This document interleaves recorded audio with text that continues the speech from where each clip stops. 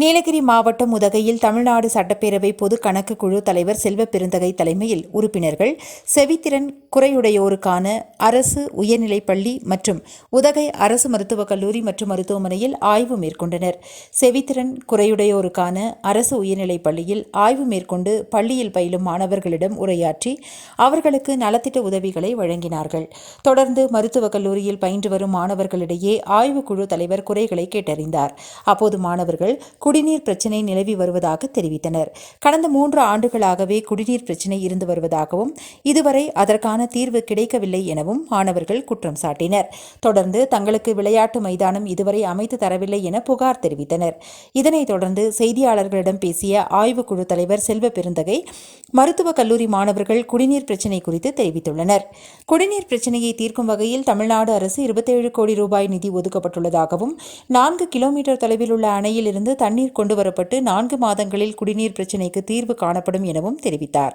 இந்த ஆய்வில் நீலகிரி மாவட்ட ஆட்சித்தலைவர் லட்சுமி பவ்யா தண்ணீரு மற்றும் அனைத்து துறை அரசு அலுவலர்கள் கலந்து கொண்டனர்.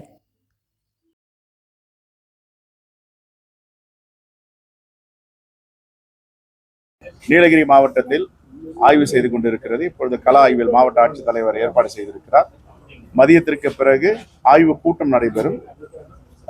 ஒரு முன்மாதிரியான மருத்துவக் கல்லூரியாக, முன்மாதிரியான மருத்துவமனையாக நீலகிரி மாவட்டத்தில் ஒரு புதிய அரசு 2021 ஏற்பட்ட பிறகு செய்திருக்கிறார்கள். இதை வரவேற்க தகுந்தது, பாராட்டு தகுந்தது.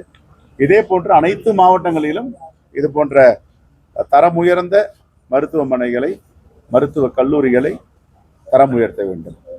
மிகவும் ஒரு ஆச்சரியமாகவும் மகிழ்ச்சியாகவும் இருக்கிறதை பார்ப்பது.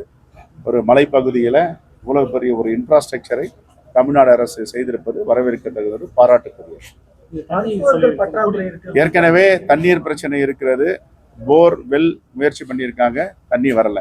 இப்போ 27 கோடி ரூபாயில மாண்பு முதலமைச்சர் திறந்து வைக்கும் போது இந்த கோரிக்கை, மாணவர்கள் கோரிக்கை, மாவட்ட ஆட்சித்தலைவர் கோரிக்கை ஏற்று இப்போது 27 கோடி ரூபாய் ஒதுக்கி இருக்கிறார்கள். அது பக்கத்தில் 4 கிலோமீட்டர் உள்ள டேம்ல இருந்து எடுத்துட்டு வர போறாங்க. 4 மாதங்களில் இது முடிவடைந்து மாணவ மாணவிகள், இங்க மருத்துவ உள்நோயாளிகள், வெளிநோயாளிகள் அனைவருக்கும் பயன்பெறும் வகையில் இந்த குடி தண்ணீர் சப்ளை செய்யப்படும்.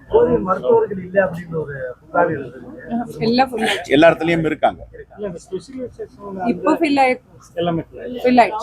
கவுன்சிலிங் நடந்துட்டே இருக்கு. சோ மொத்தமா ஃபில் ஆயிடுச்சு. ஓகே.